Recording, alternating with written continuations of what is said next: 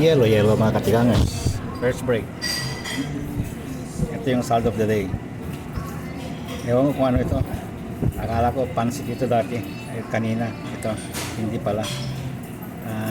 Ano pala ito yung nilalagay sa soup.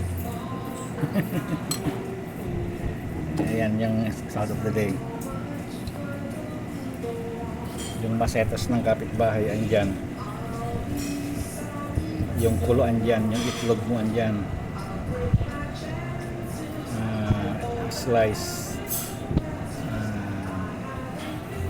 Ang pangalan to? Olive. Crotons. Dalawang klaseng buto-buto. Panulak ay para magising. Organic Awake English breakfast. Breakfast pa lang ngayon. Kinokit. Bye.